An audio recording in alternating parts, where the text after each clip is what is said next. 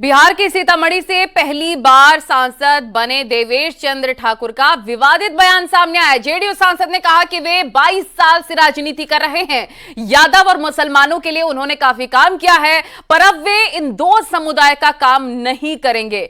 देवेश के इस बयान पर बिहार की सियासत भी सुलग रही है। सवाल यही है कि आखिर जेडीयू सांसद ने ऐसा बयान क्यों दिया, वो भी तब के सांसद के काम में यादव मुसलमान का नाम क्यों आया।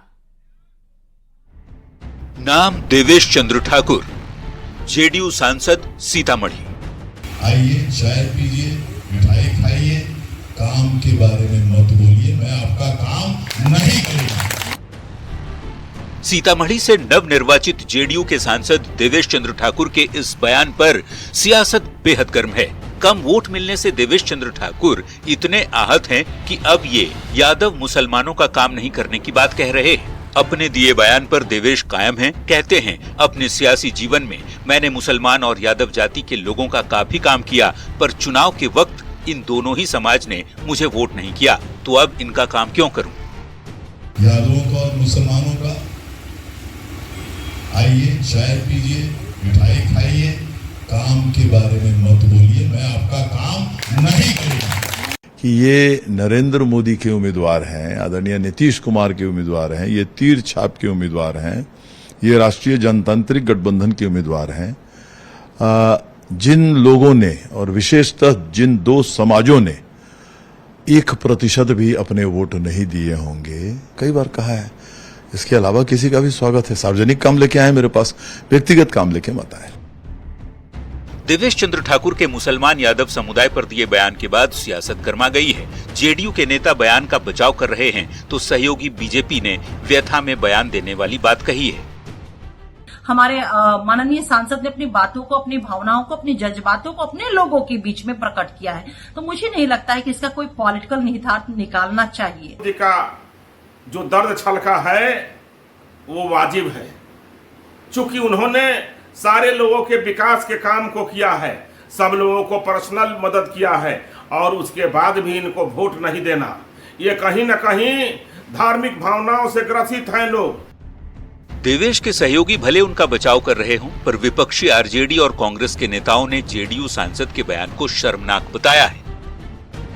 आपको कम से कम ऐसा नहीं बोलना चाहिए। आप सबके सांसद हैं, जनता के सांसद हैं, क्षेत्र के सांसद हैं। तो क्या देश के प्रधानमंत्री किसी जाति, धर्म या बिरादरी को देख करके काम करेंगे या निर्णय लेंगे? इस प्रकार का बयान बेहद ही चिंताजनक है। जनता मतदान के जरिए सीधे लोकसभा के सांसद का चुनाव करती है। देवेश चंद्र ठाकुर पहली बार सीतामढ़ी सीट से जीतकर इस बार लोकसभा पहुंचे हैं। ठाकुर ने 51,000 से ज्यादा मतों से आरजेडी उम्मीदवार अर्जुन राय को शिकस्त दी, पर जेडीयू एमपी का आरोप है कि उन्हें यादव और मुसलमान समाज से 1% भी वोट नहीं मिला। सवाल है कि क्या सांसद जाति देखकर काम करेंगे? एमपी के काम में जाति के नाम का क्या काम? न्यूज 18 के लिए पटना से शैलेंद्र और अमित कुमार की रिपोर्ट।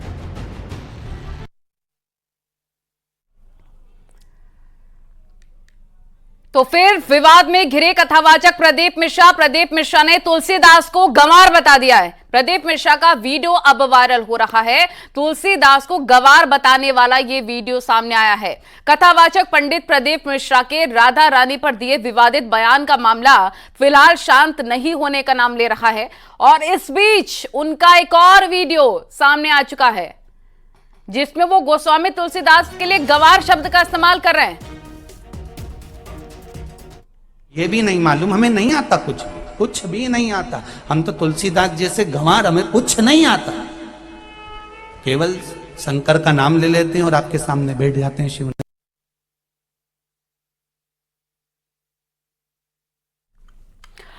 और नीट परीक्षा पर सुप्रीम कोर्ट में सुनवाई हुई है। सुप्रीम कोर्ट ने एनटीए को नोटिस जारी किया है। 0.01% खामी मिली है तो सख्ती से निपटेंगे। यानी कि सुप्रीम कोर्ट ने कहा है कि अगर 0.1% भी अगर किसी भी प्रकार की खामी मिलती है तो सख्ती के साथ निपटा जाएगा। हम छात्रों की मेहनत को समझते हैं, छात्रों की शिकायत को नजरअंदाज न करें, सुप्रीम कोर्ट ने कहा। 8 जुलाई को होगी मामले की अगली सुनवाई। आज एनटीए को बहुत फटकार पड़ी है। हालांकि ऑर्डर शीट पे नहीं ऑब्जर्व हुआ, लेकिन जजेस ने ये कहा कि you are playing with health of the country. जो ये एग्ज़ाम कैसे कैसे तैयारी होते हैं, ऑनरेबल जजेस ने ये भी एड्रेस किया कि उनको पता है कि कितनी मुश्किल से ये जो स्टूडेंट्स हैं वो तैयारी करते हैं। और अगर इसमें आप एडवर्सरी प्रोसीडिंग्स मत समझिए, ये आप अपने क्लाइंट को एडवाइस कीजिए कि अगर इसमें कुछ हो सकता है, फेयर इन्वेस्टिगेशन हो सकती है तो आप कीजिए, आप प्रिपेयर आइए। आप ये मत सोचिए कि आप अपने क्लाइंट को रिप्रेजेंट कर रहे हैं। तो ऑनरेबल कोर्ट्स आज उनको एनटीए को काफ़ी फटकार लगाई है और फिर से जो मेन मैटर है जुलाई 8th के लिए लगा दिया गया है। और नोएडा में दिव्या नाम की महिला को आइसक्रीम में कन खजूरा मिलने के आरोप पर अब अमूल का जवाब आ गया है। अमूल ने ऑफिशियल ट्विटर हैंडल से पोस्ट कर महिला पर गलत जानकारी देने का आरोप लगाया। आइसक्रीम टब नहीं देने का भी आरोप लगाया। अमूल के आरोप पर महिला का कहना है कि 2 लोग आए थे लेकिन उन्होंने टब नहीं मांगा और अनजान लोगों को टब देना ठीक भी नहीं था। न्यूज़ 18 से बातचीत में दिव्या ने क्या कहा, सुनिए। बातचीत करने के लिए दिव्या है, सीधे बातचीत करते हैं। मैम, क्या हुआ था? आप अमूल के कोई पदाधिकारी आपके घर आए थे, उस दौरान क्या कुछ हुआ था?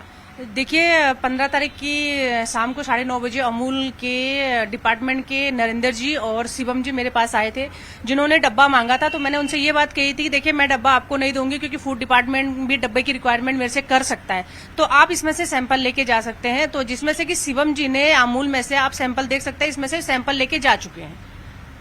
तो उसके बाद इस तरीके का जो ट्वीट आता है अमूल की तरफ से, ये तो दर्शा रहा है कि आप गलत इन्फॉर्मेशन दे रही हैं, आप झूठ बोल रही हैं, आप जांच में सहयोग नहीं कर रही हैं, ना तो आपने अमूल को ये डिब्बा दिया है। देखिए, सबसे बड़ी बात कि ये सभी को पता है कि एक तो अमूल की तरफ से गलती हुई है और दूसरी तरफ से अमूल अपनी तरफ से झूठा भ्रम फैला रहा है। अगर और उसके बाद भी कल भी अमूल की तरफ से कुछ पदाधिकारी आए थे और उन्होंने मेरे पास बिल्कुल भी इस बात का जिक्र नहीं किया कि बॉक्स ले जाना है। खबरें जारी हैं, रुकेंगे छोटे से ब्रेक के लिए।